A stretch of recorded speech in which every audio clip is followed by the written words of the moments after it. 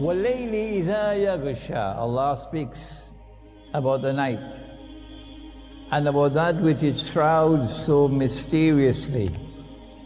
وَالنَّهَارِ إِذَا تَجَلَّى. And Allah takes an oath by the day and by its bright light, nothing concealed, nothing shrouded. How different they are, the night and the day, how different they are from each other, the night and the day.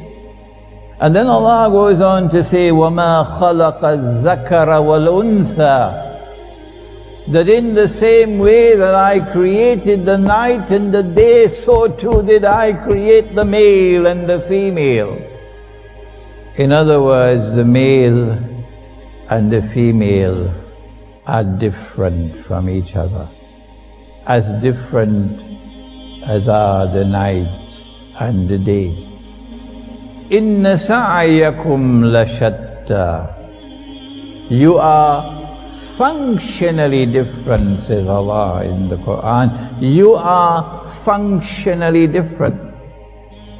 There is an intense attraction between the day and the night.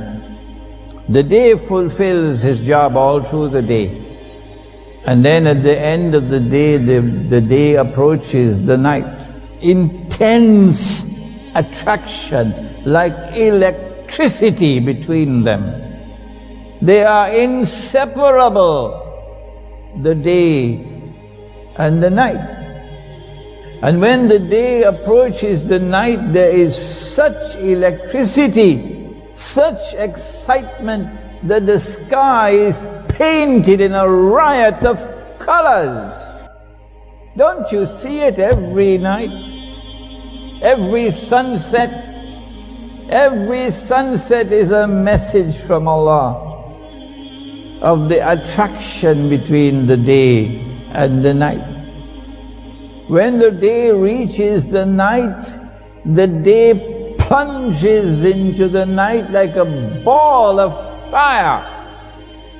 And then, all through the night, there's a time for rest, there's a time for sleep, there's a time for love, there's a time for worship, and then there's a time to say goodbye.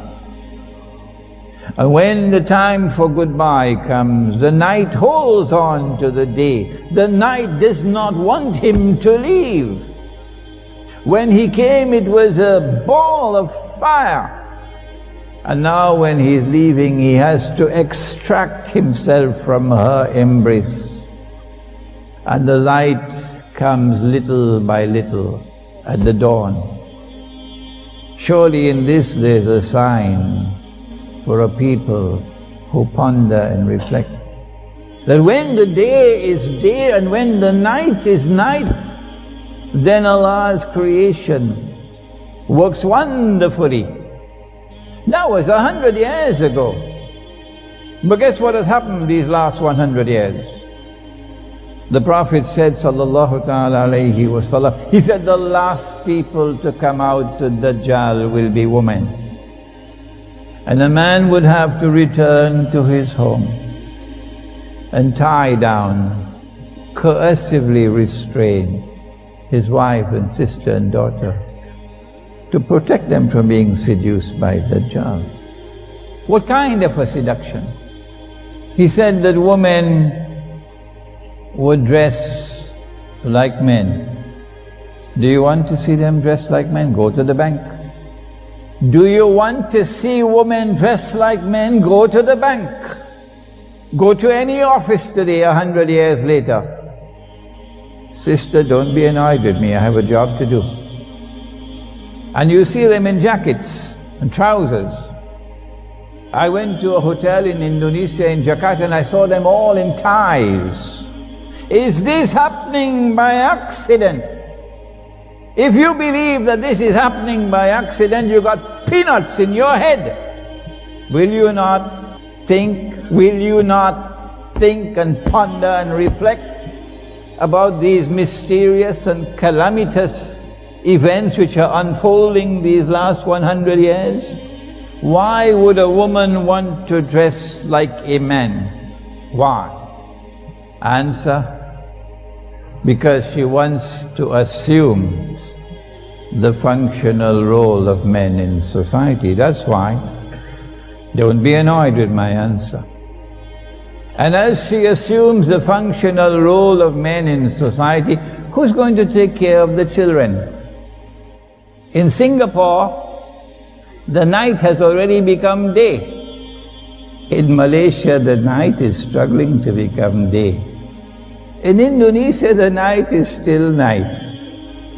So when she seeks to assume the functional role of men in society, my question is, who is going to take care of the children? Who is going to take care of the children? The answer is, you need a slave, woman. You need a slave. Because you're not going to pay her a wage which is just. No. No Singaporean woman will work for the wage that the Indonesian slave has to work for in Lee Kuan Yew, Singapore. No Singaporean woman will work for that wage.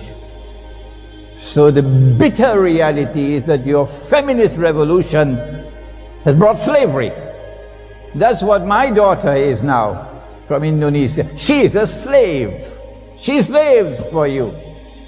She works for the whole month. She's the first in the morning to wake up. She's the last in the night to sleep. And at the end of the month, she's paid the wage of a dog. But Islam is a religion of justice. And Islam tolerates no oppression. So if you employ someone and you pay them the market wage is the wage of a corrupted market, corrupted by riba. And you think you're going to get away with that, wait until you have to answer in the grave. The feminist revolution, which has come upon us these last 100 years in the world of Islam, not only shows us witnessing women dressed as men, but more than that, it has brought a sexual revolution with it as well. And that is monstrously calamitous. It's mysterious.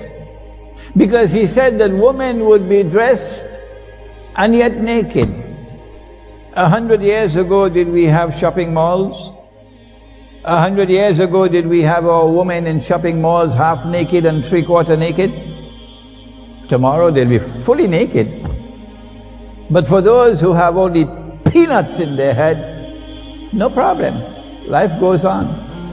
But the Quran came لِقَوْمِ يَتَفَكَّرُونَ.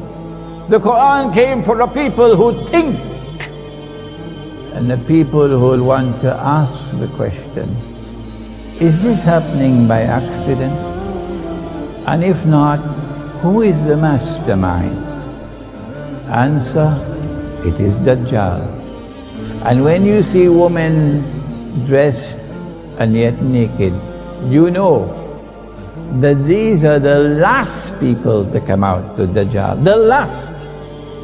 So he has already accomplished most of his mission, while the scholars of Islam have been content with drinking teh tarik and eating roti canai.